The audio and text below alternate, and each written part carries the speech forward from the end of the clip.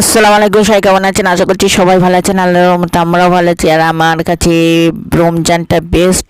দুঃখের সাথেও দুঃখ লাগছে, আর কিন্তু আমার ছেলে আলহামদুলিল্লাহ বড় হয়ে গেছে, আমাকে নিজের হাতে সাজিয়ে দিচ্ছে, কানের পরিয়ে দিচ্ছে। সুবহানাল্লাহ সুবহানাল্লাহ, আল্লাহর কাছে অনেক শুকরিয়া। আর আজকে ছেলের পছন্দের জন্য পিৎজা বানাবো।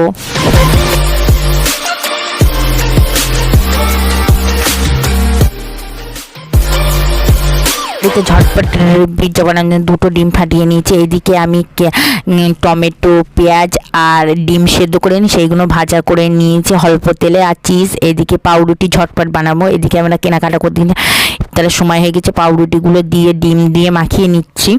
পাউরুটি গোল গোল একটু স্লাইস করে কেটেছি। আর আগের যে টমেটো, পেঁয়াজ আর ডিম সেদ্ধ করে লম্বা লম্বা করে ভেজে রেখেছি, সেটা আমার ভিডিও ক্যামেরা অন হয়নি, আমি বুঝতে পারিনি। তো সেই জন্য এদিকে জাল দেওয়া দুধ অল্প পরিমাণ দিয়ে একদম সুন্দর মাখা মাখা মাখা মাখা একদম বানিয়ে নিতে হবে। আর সত্যি বলছি, দোকানের ছাড়া বেস্ট। আমি এত পিৎজা বানিয়েছি, এই পিৎজাটা সত্যি না খেলে আমি বুঝতে আমার সোনা বাকির এত পছন্দ হয়েছে, নিজে সবই ফিনিশ করেছি। ইফতারে ওর দাদুর এক পিস দিয়েছে, আমি শুধু এক কামড় খেয়েছি, এছাড়া কিছুই না। এদিকে গ্যাসে আমি চাটুই চাপিয়ে দিয়েছি। চাটুইটাতে অল্প পরিমাণ বাটার ব্রাশ করে নিয়েছি। নিয়ে আমি সে ব্যাটারটা করে দিয়েছি, ডিম, দুধ আর পাউরুটি দিয়ে যে ব্যাটারটা করেছি, ওই ব্যাটারটা ঢেলে দিচ্ছি। আর স্পঞ্জের সাহায্যে একদম গোল গোল গোল গোল করে নিয়েছি, দিয়ে লো আছে একদম ঢাকিয়ে দিয়ে দিয়েছি।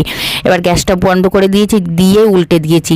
দিয়ে এবার টমেটো সস দিতে হবে। আর পিৎজাটা তো সাজাতেই হবে, চিজ না হলে হয় না। আর এটা ঝটপট রেসিপি, আর এগুলোর জন্য আর এই পিৎজাটা হতে বেশি দেরি লাগে না, কুকও হতে। সেই জন্য সব সবজিগুলো আমি আগের থেকে ফ্রাই করে রেখেছি।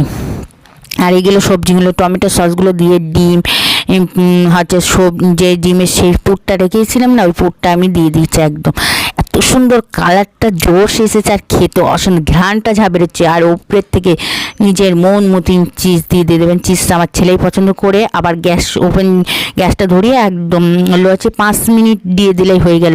পিৎজাটা ঢেলেছে, আর আমার ছেলে নিজেই বলছে আমি কাটবো।